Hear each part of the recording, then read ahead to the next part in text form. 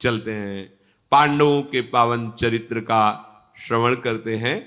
प्रसंग चल रहा है महाबली भीमसेन को महाराज नहुष जो अजगर के रूप में है और अपने फांस में फांस लिए हैं। अपशकुनों की पहचान करने वाले युधिष्ठिर को पता चला कि कोई अपशकुन हो, जानकारी की कौन यहां नहीं, बोले भीम नहीं, कोई महान संकट हो गया, क्योंकि मेरे बाम अंग फड़क रहे हैं, बाई आंख फड़क रही, कई अपशकुन दिखाई दे रहे। तत्काल आगे गुरु पुरोहित धौम्याचार्य को करके भीम के चरण चिन्हों के अनुसार वहां पहुंचे जहां वो अजगर भीम को लपेटे हुए था। पूछा कि आप इतने विशालकाय हैं, आज तक कोई ऐसा त्रिभुवन में नहीं है जो भीम को निर्बल कर सके, अपने अधीन कर सके। हजारों अजगर मिलकर भी नहीं कर सकते, हजारों सिंह, दसियों हजार गजराज भी नहीं कर सकते, तुमने कैसे कर लिया? तो कहा कि मैं कोई साधारण सर्प नहीं हूं, मैं इंद्रासन पर बैठा हुआ महाराज नहुष था। मेरा ऋषियों का अपराध बन गया, जिसके कारण मैं अजगर योनि को, तो मुझे वरदान प्राप्त है, दिन के 6वें भाग में जो भी सामने आ जाएगा, वो कोई भी हो त्रिभुवन में, वो मेरा ग्रास बन जाएगा। इस कारण भीम का बल नष्ट हो चुका है। तो आप भीम को छोड़ दो, जो चाहोगे मैं दे दूंगा, जो आहार चाहोगे। नहीं, मैं अन्य आहार नहीं, जो मेरी पकड़ में आएगा वही मैं पा सकता हूं, ऐसा ऋषियों का कथन था। तो अब मेरा, यद्यपि मैं पूर्वज हूं, तुम्हारा पूर्वज हूं, जानता हूं, पर मैं छोड़ नहीं सकता, क्योंकि प्राणों से प्रिय और कुछ नहीं होता। मेरे प्राण भूख से व्याकुल है और मैं भीम को खाऊंगा। तो कोई तो उपाय होगा कि आप भीम को छोड़ सकते हैं।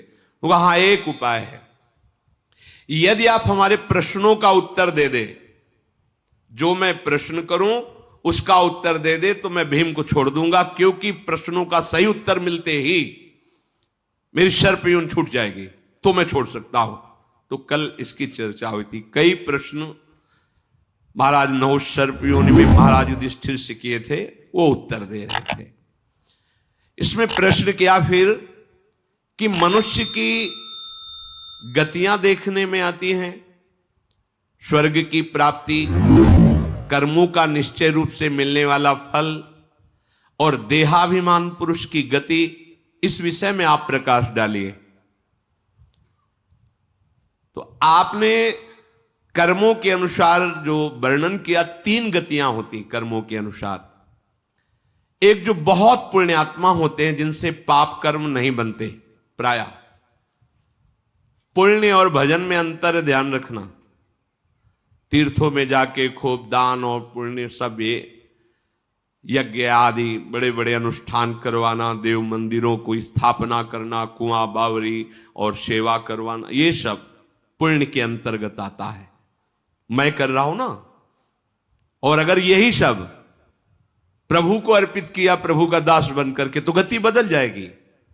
जो पुण्यात्मा जन है, जिनका केवल पुण्य में ही अनुराग होता है, ऐसे हैं।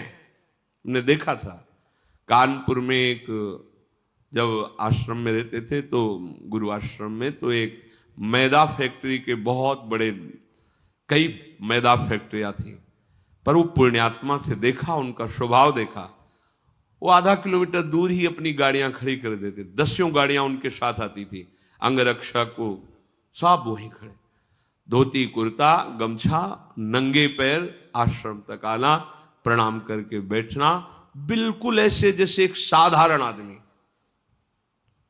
सतचंडी यज्ञ कानपुर में की थी, करोड़ों रुपया लग, सब भोजन जो जितना चाहो पाओ। और आप सेवा जानते क्या करते थे?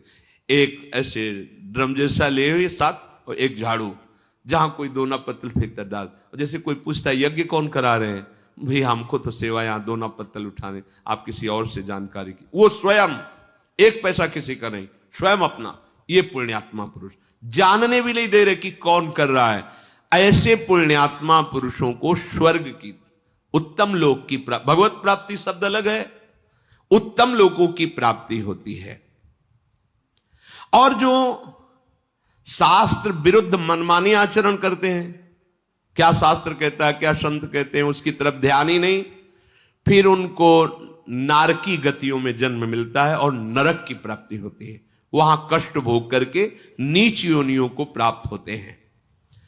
और जिनसे कुछ पाप बने और कुछ पुण्य बने उनको मनुष्य मृत्युलोक की प्राप्ति, जिसमें मनुष्य योनि ये दोनों से मिश्रित है, पाप और पुण्य दोनों से मिश्रित शरीर की रचना होती है। जो आलस्य और प्रमाद का त्याग करके किसी की हिंसा न करते हुए अपने शास्त्र संयम के द्वारा दान और शुभ कर्म प्रभु को अर्पित करते हुए भजन करते हैं, वो भगवत प्राप्त होते हैं। 3 गतियां और ये सबसे बिलक गति। पहली गति जो उत्तम पुण्य कार्य ही करते रहते, पुण्य उसी का सफल है, ध्यान रखना। धर्म से कमाया हुआ और कोई जान न पावे वो पुण्य, और जो ये प्रकाशित किया जाता है तो 4 लोग जो उसकी बड़ाई करते हैं वहीं उसका प्रभाव खत्म हो जाता है। इसीलिए जो चतुर सुजान दाता होते हैं, कोई जान ही ना पावे, जिसको अपने यश सुनने की अभिलाषा होती है और बड़ाई पाने की अभिलाषा होती है, सम्मान प्राप्ति, वो यहीं भोग लेता है, वो पुण्य उसको स्वर्ग ले जाने लायक नहीं रहता। स्वर्ग ले जाने वाला या उत्तम लोकों की प्राप्ति कराने वाला वो पुण्य होता है जो किया और कोई जाना नहीं। बिल्कुल, कितनी बड़ी बात है, करोड़ों अरबों रुपया लगा कि यज्ञ कर रहा हो, वो व्यक्ति स्वयं दोना पत्तल फेंक रहा है। अगर कोई पूछ दे उनसे कि यज्ञ कौन करा रहा है, तो कहते मुझे तो ये सेवा मिली, आगे तो मैं जानता नहीं, आप किसी और से बात की। पूरा निरीक्षण और सब उनके आदमी दैन्य हाथ जोड़े सबकी सेवा में, और वो केवल दोना पत्तल भी। भगवान श्री कृष्ण की राजस्वी यज्ञ में अग्र पूजा हुई और सबके चरण धोने की सेवा सरकार ने ली। दैन्य और गुप्त, देने के बाद अहंकार नहीं और देने के बाद कोई जान न पावे, वो सुकृत, वो जाते हैं सुकृत लोगों को। और जो मनमानी आचरण करते हैं, पापाचार, नरक और नीच योनियों को। जो पाप और पुण्य दोनों जिनसे होते रहते हैं वो मनुष्य योनि को प्राप्त होते हैं। और जो अपने शास्त्र संयम के अनुसार कर्म करते हैं, दान पुण्य शुभ कर्म ये सब भगवान को अर्पित करते और भजन करते, उनको भगवत प्राप्ति होती है, जहां आना जाना नहीं है। जो विपरीत आचरण करता है, मनमानी आचरण करता है, वो पशु पक्षी की योनियों में जन्म लेता है। इसका कारण यह है कि वो काम और क्रोध लोभ से युक्त होकर के मानवता से भ्रष्ट हो जाता है, इसलिए उसे नीच योनियों की प्राप्ति होती है। प्रयोजनवश जीव प्रायः इन्हीं 3 गतियों को प्राप्त होता है। ये जो चौथी बात बताई गई, ये देहाभिमानी को प्राप्त नहीं होती। देह भाव से युक्त होकर इंद्रियों की परवस्तावश जो बार बार भोगों को भोगता है, उसे जन्म लेना पड़ता है और दुख सुख का उपभोग करते हुए फिर जीवन बिताकर फिर मरण फिर जन्म। जो सबका हित करते हुए आत्मस्वरूप प्रभु का भजन करता है और अपने सारे कर्म प्रभु को अर्पित करता है, वो परब्रह्म में भली भांति प्रतिष्ठित हो जाता है, अर्थात वो भगवत प्राप्त हो जाता है। तुम तो बड़े सर्वज्ञ हो, जो प्रश्न करता हूं उसका उत्तर दे देते हो। तुमने बहुत बड़े अद्भुत कर्म किए हैं, तभी तुम्हें ऐसा ज्ञान प्राप्त हुआ है। अद्भुत कर्म का तात्पर्य है तुमने ऋषियों की जरूर सेवा की। तो 10,000 ऋषि अब भी वनवास में महाराज युधिष्ठिर के पास हैं और उन्हीं के लिए वो क्लेशित हुए थे कि कैसे भोजन पवाऊं। तो भगवान सूर्य की आराधना करके वो बटलोई प्राप्त की थी। तो महाराज फिर एक प्रश्न का और उत्तर दीजिए। ये जो बड़े बड़े धन संपत्ति वाले जन हैं, ये अपने को बुद्धिमान समझते हैं, शूरवीर समझते हैं, पर इनको कौन ऐसा है जो मोह में डाल देता है, दुर्गति हो जाती है, जैसे मेरी हुई। नहुष जी कह रहे हैं जो सर्पयोन में, मैं देवराज इंद्र के पद पर था, उस पद में जाते ही मैं मदोन्मत्त हो गया और मेरे से वो अपराध बना जो बिल्कुल नहीं होना चाहिए। महान तपस्वी ऋषियों से पालकी जुतवाई, परंतु आज मेरा हृदय जल रहा है कि मैंने वो क्या अपराध किया। जिन ऋषियों की चरण धूलि माथे पे रखना चाहिए, उनके कांधे पे पालकी ढुआई और मेरी ये दुर्गति हो गई। ये बड़ा कष्टदायक जीवन मेरा सर्प योनि में है। बोलो स्वर्ग का देवराज इंद्र पद मुझे प्राप्त था, दिव्य विमान थे, पर मैंने अभिमान में ऋषियों की पालकी जो थी, ब्रह्म ऋषि देवता गंधर्व यक्ष राक्षस कोई भी मेरे सामने आ जाए उसकी आदि शक्ति मेरे में आ जाती थी। मेरी शक्ति तो है ही, उसकी आदि शक्ति, ये मुझे देवताओं ने वरदान दिया था। मैं जिस प्राणी की ओर आंख उठा के देख लूं तत्काल उसका तेज नष्ट हो जाता था। मैं ऐसा तेजवान, पर मैंने ब्रह्म ऋषियों का अपमान करके अपना सर्वनाश कर लिया। ये अपने लोग देखते हैं, कहते गया गया, मान जा नहीं तो चला जाएगा। वो लगता है कि हमारे पास बैंक बैलेंस, हमारे पास अमुक अमुक सुविधाएं हैं, ये सब ऐसे ऐसे नष्ट होने वाली। भ्रकुटी विलास सृष्टि लय हुई, तेरे पास कितना बैंक बैलेंस है? यहां सर्वनाश का खेल खेलने वाला काल केवल तुम्हें बाट जो रहा है। मान जा, राधा राधा रट, प्रभु की शरण में आ जा, ये अभिमान छोड़ दे, मैं कुछ कर लूंगा, कुछ नहीं कर पाएगा, ये काल तुझे नष्ट कर देगा। बस प्रभु की शरण में हो जाओ, जो करा रहे हैं उन्हीं के द्वारा कराए हुए सत्कर्मों को उनको अर्पित कर दो, भगवत प्राप्त हो जाओगे। पर कौन भगवत प्राप्त होना चाहता है? कौन शांति चाहता है? चाहते सब सुख हैं, पर मार्ग दुख का अनुसरण करेंगे। मेरी इतनी बुद्धि भ्रष्ट हो गई थी कि जब पालकी पर ऋषिजन चल रहे थे तो मैंने आगे चलने वाले महर्षि अगस्त को लात मारी कि सर्प सर्प, मतलब शीघ्र चल शीघ्र चल। तो उन्होंने कहा, जा, तू देवराज इंद्र के पद में बैठा हुआ इतना बड़ा अपराध कर दिया, सर्प सर्प बोलता है, जा सर्प योनि को प्राप्त हो। जब मैं नीचे गिरा तो देखा मैं सर्प योनि को प्राप्त हो गया। प्रमाद, ये विवेक शून्यता, ये धन और पद का अपराध मेरा सर्वनाश कर दिया।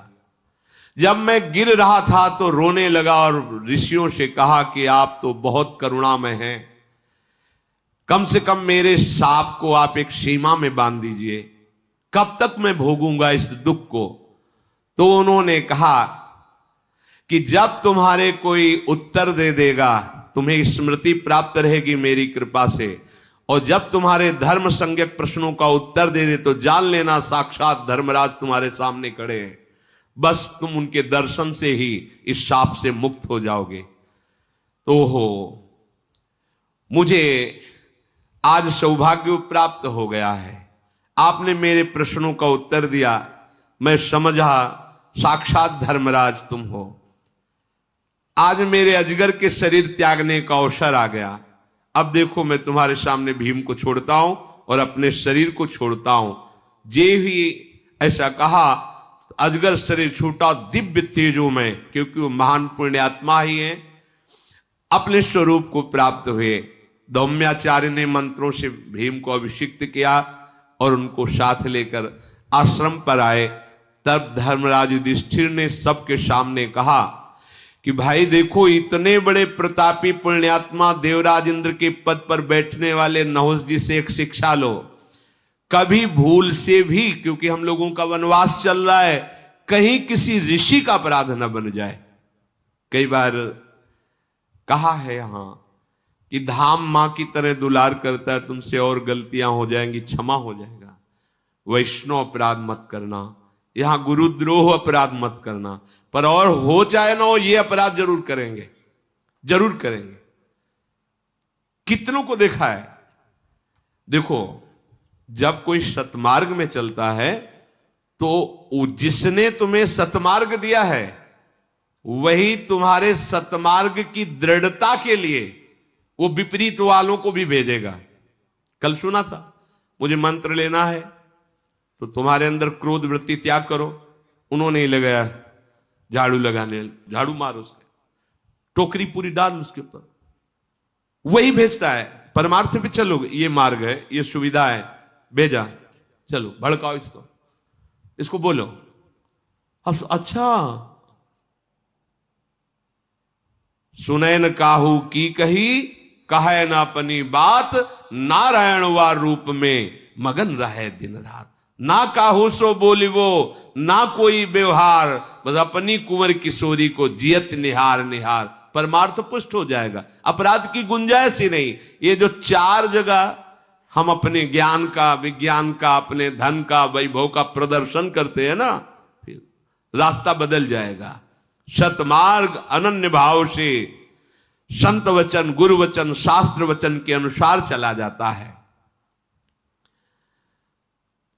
मार्कंडेय जी उन ब्रह्म ऋषियों में भी विराजमान हैं। उन्होंने कहा, महाराज मैं एक तुम्हें पावन चरित्र सुनाता हूं। इस पावन चरित्र में बड़ा आश्चर्यमय है। एक विवस्वान सूर्य के प्रतापी पुत्र हुए हैं, जो प्रजापति के समान कांतिमान और महान ऋषि। वो बालक मनु कहलाए।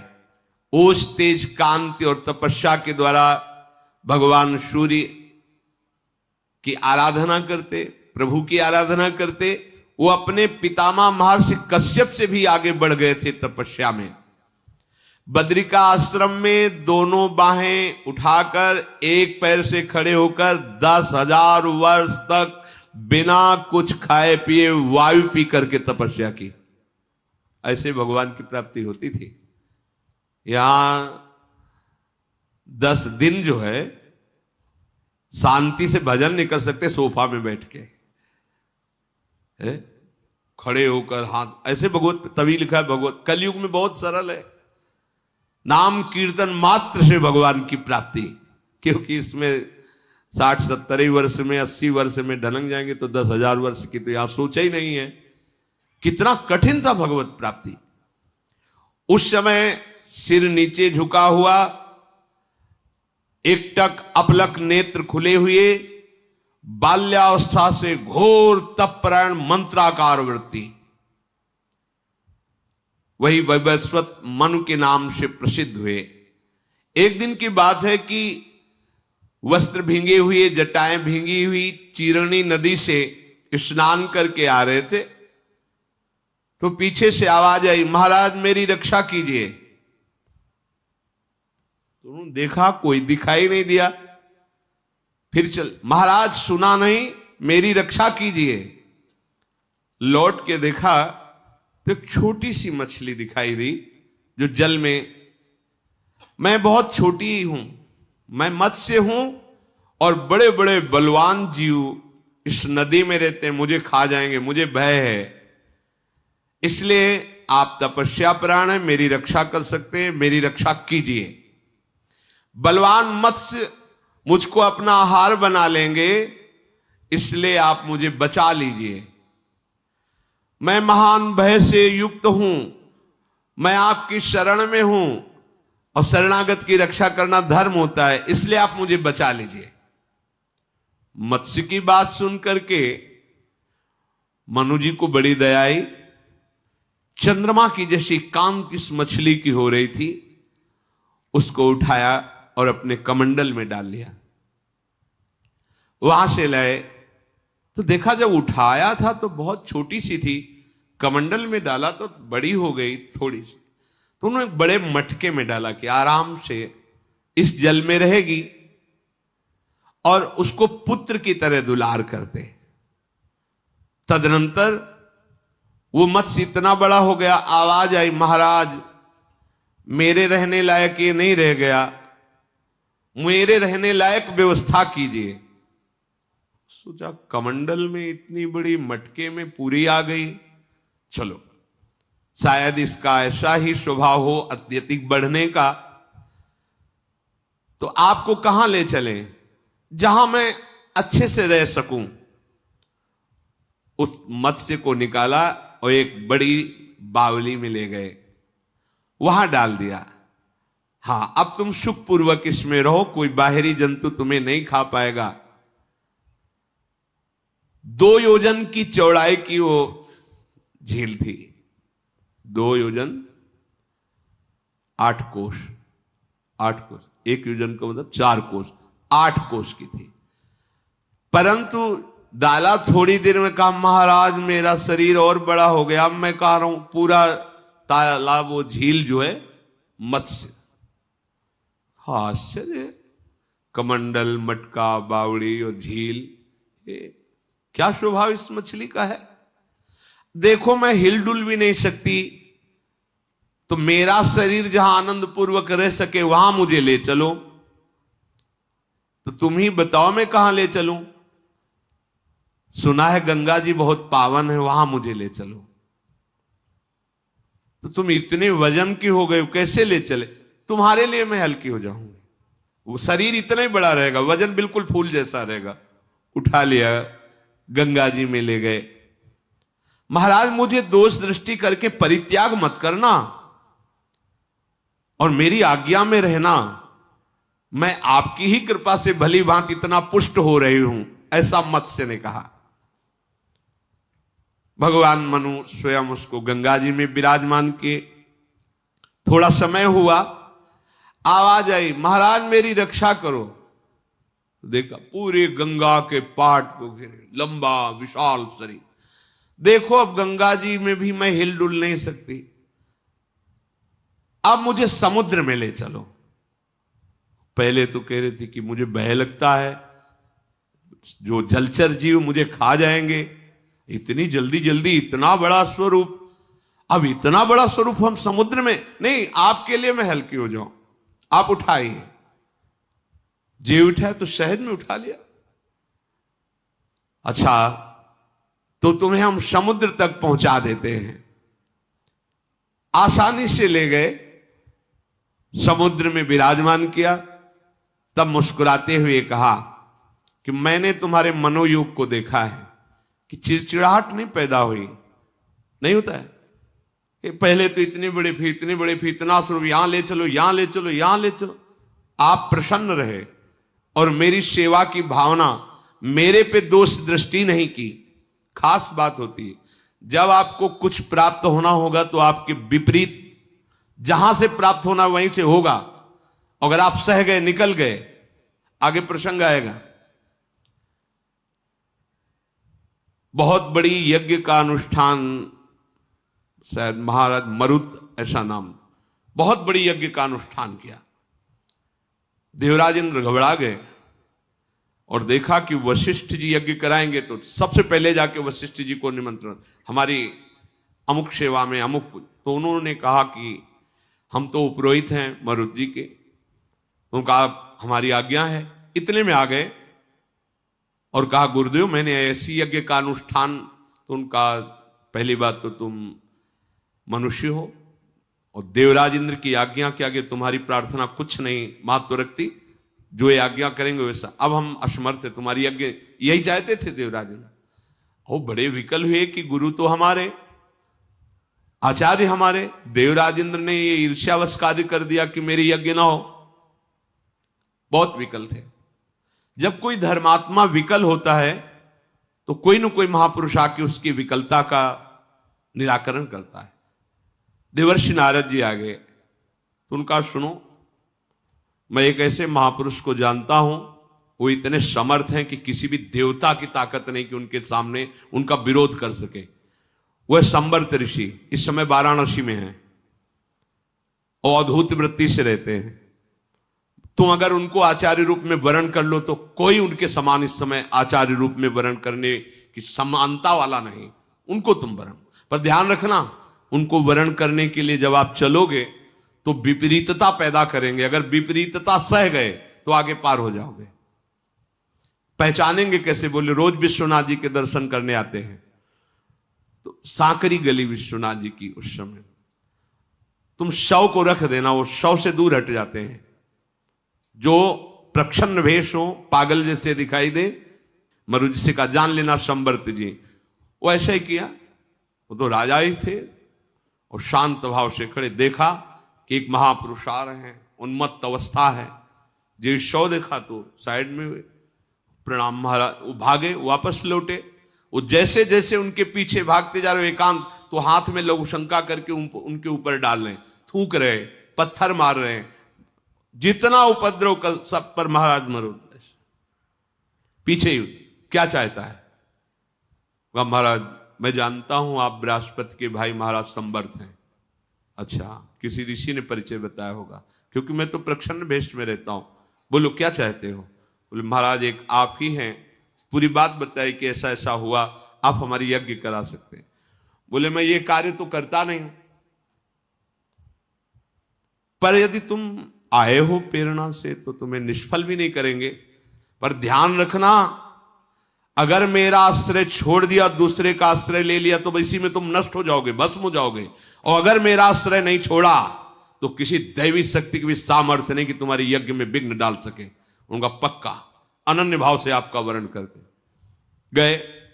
जो ही इंद्र ने सुना कि जिस कार्य के लिए हमने वशिष्ठ जी को अपने पक्ष में कर लिया, उन्होंने सांबर्त ऋषि को अपना आचार्य बना लिया, तो अग्नि देवता को भेजा कि जाके मरुत को बता दो कि मैं आहुति ही नहीं लूंगा तो तुम्हारी यज्ञ कैसे होगी। अग्नि देवता साक्षात प्रकट हुए और कहा इनसे मत करवाओ, मैं आहुति स्वीकार नहीं करूंगा।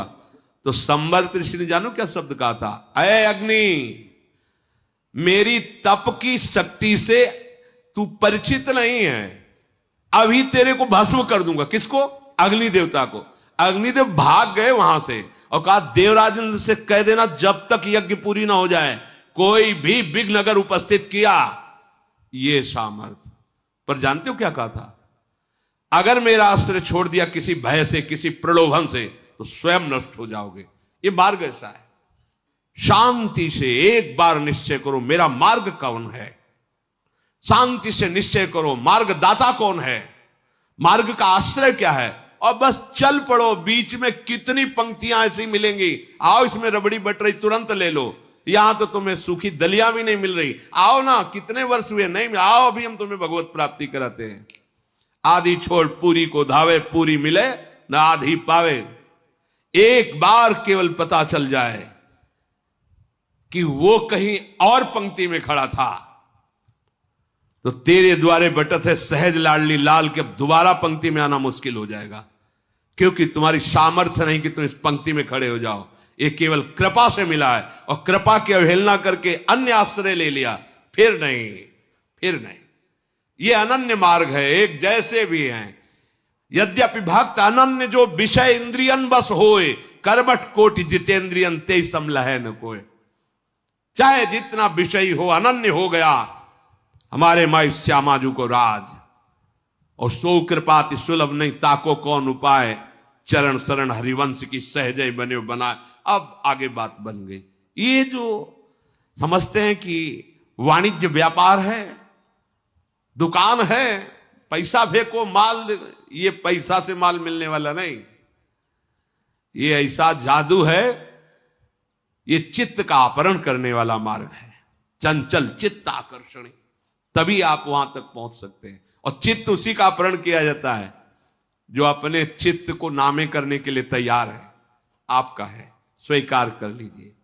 जो चित्त विषयों में लगा हुआ है, हमारी सामर्थ्य समर्पण करने की नहीं, तो हम रो तो सकते हैं ना, बस इसी से श्री जी कृपा कर देंगे।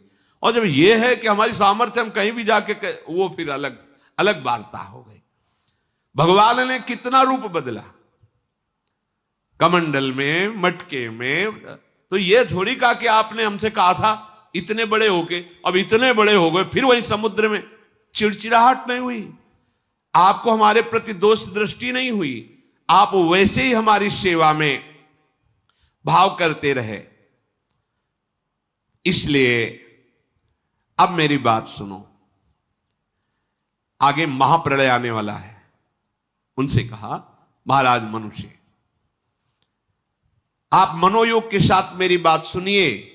ये सारा का सारा संसार चौपट होने वाला है। अभी संपूर्ण जगत की प्रलय व्यवस्था हो चुकी है। जो प्रलय की व्यवस्था है, महान सूखा पड़ना, आग बरसना, जल बरसना, ये सब नष्ट हो जाएगा। केवल जल ही जल, न कोई लोक, न लोकांतर, न जीव, न जंतु, न कोई पर्वत, कुछ नहीं, केवल जल ही जल। इसलिए मैं तुम्हें आदेश करता हूं, जल्दी से जल्दी तुम कुछ बीज और एक मजबूत नाव बनवाओ, और एक बहुत मजबूत रस्सी, और उनमें सप्तऋषियों को बैठा लो। आओ, क्योंकि महाप्रलय होने वाला, सब नष्ट हो जाएगा। तुमने हमारी बात स्वीकार की, तुम्हें चिड़चिड़ाहट नहीं पैदा हुई, नहीं होता ना। एक बार किसी महापुरुष से किसी ने कहा कि आप उनको बहुत प्यार करते हैं, हमको क्यों नहीं करते हैं, हमारी में क्या कमी है। अच्छा, इस प्रश्न का उत्तर बाद में देंगे। हमारी इच्छा, ये 2 वृक्ष हैं, इनके नीचे अलग अलग चबूतरा बनाओ। तुम बनाओ, तुम बनाओ।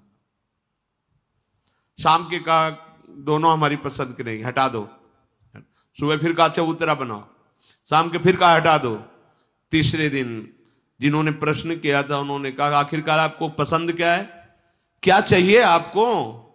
रोज बनवाते हो, रोज बिगाड़ देते हो। दूसरे से पूछा तुम्हें कोई परेशानी? बोले भगवान जीवन भर आदेश करते रहिए, बनाइए बिगाड़िए, मुझे कोई मुझे तो आपकी आग। बोले समझे, मैं उसे क्यों प्यार करता हूं? तुम्हारी चिड़चिड़ाहट आ गई ना, कैसा चाहिए चबूतरा? रोज बनवाते हो, बिगाड़ देते हो। बैठो आराम से। ये परमार्थ है।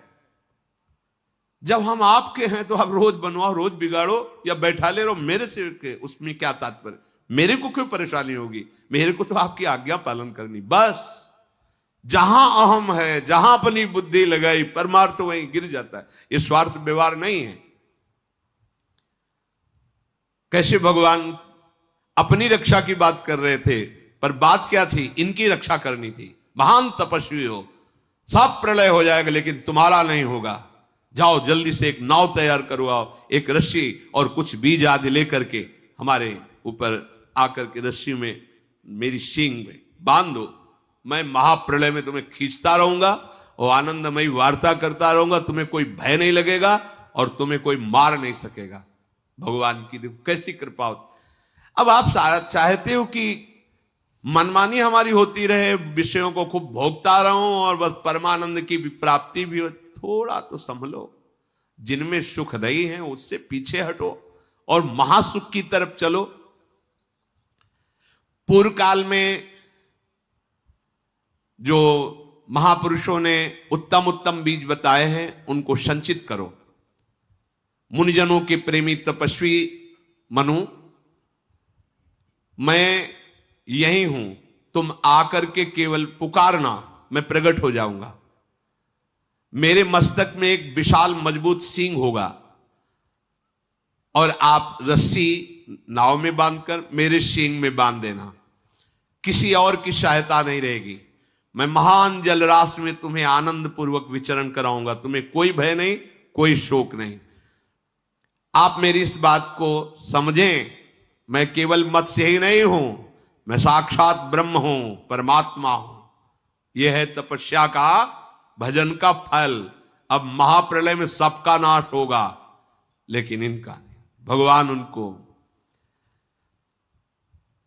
महामत्स्य भगवान और वो विदा हुए। तदनंतर सप्तऋषियों का चिंतन किया। सप्तऋषि पधारे, सुंदर सुंदर बीज एकत्रित किए, नौका तैयार की गई। तदनंतर ऋषि, नौका, सप्तऋषि और बीज ये लेकर उसी स्थान पर पहुंचे और ध्यान करते हुए चिंतन किया। जे ही चिंतन किया तो मत्स्य भगवान उपस्थित हो गए। विशाल सींग, उस सींग में रस्सी बांध दी। रस्सी बंधे हुए मत्स्य भगवान नौका को खींचने लगे। जे ही समुद्र में नौका और भगवान बस समुद्र ने मर्यादा तोड़ दी। भयंकर गर्जना करते हुए सारे विश्व को डुबोने लगा।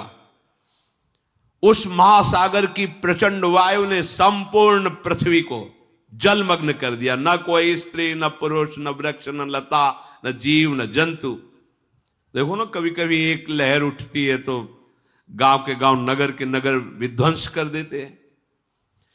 ना आकाश, ना द्युलोक, सब जल ही जल। सारा विश्व जलमय हो गया।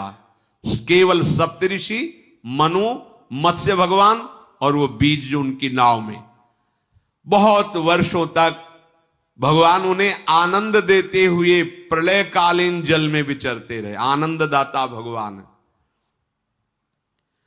जब समय फिर सृष्टि के रचने का आया तब भगवान ने हिमालय की चोटी जब खुली हल्की सी, तब वहां ले गए और कहा कि अब नाव को इस चोटी पे बांध दो और इंतजार करो, धीरे धीरे जल खत्म हो जाएगा, फिर तुम सृष्टि की नवीन रचना में ये बीज और सप्तऋषि और महाराज मनु तुम संकल्प करो और फिर सृष्टि का विस्तार करो। तुम्हें मालूम होना चाहिए हे युधिष्ठिर, वो शिखर आज भी प्रसिद्ध है जहां भगवान मत्स्य ने प्रथम बार प्रलय के जल से निकले हुए उस शिखर पर नाव बांधी थी। वो नौका बंधन के नाम से हिमालय में प्रसिद्ध है।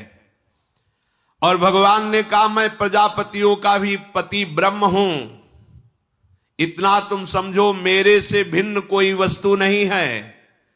मैंने मत्स्य रूप केवल तुम्हारी रक्षा के लिए धारण किया है। देवता, असुर, मनुष्य आदि समस्त प्रजाओं की सृष्टि तुम्हारे चिंतन मात्र से हो जाएगी। तुम जिस देवता का चिंतन करोगे पूर्व स्मृति के अनुसार वही देवता प्रकट हो जाएगा। वैसी सृष्टि, जाओ हमारी आज्ञा है, तुम सृष्टि पालन करो। भरत कुलभूषण, जो इस मत्स्य भगवान के चरित्र को सुनता है और भगवत स्मरण करता है, उसके मोह का नाश हो जाता है और वो दुख रहित हो जाता है। अपने जीवन को दुख रहित करने के लिए, महासुख में निमग्न करने के लिए सार बात समझ लो, एक ही उपाय है, भगवान की शरण में होकर भगवत भजन करना। आप जान नहीं पा रहे, ये देहाभिमान ही सब दुखों का कारण। हर समय हृदय में भय, विषाद, जलन ये पैदा करता रहता है। देहाभिमान के कारण हम अपना आधार मानते हैं कोई व्यक्ति, अपना आधार मानते हैं धन, अपना आधार मानते हैं जन, अपना आधार कोई स्थान, कोई पद, और ये सब परिवर्तनशील हैं। ये आज तुम्हारे, कल तुम्हारे नहीं रहेंगे, फिर तुम्हारा क्या होगा। इसलिए हमारा आधार, आश्रय केवल एक श्री भगवान है। हमें जो सेवाएं मिली हैं वो अपनी धर्म पूर्वक करें, खूब नाम जप करें, इसी से परम मंगल होगा। शेष चर्चा आगे। श्री राधा वल्लभ लाल की।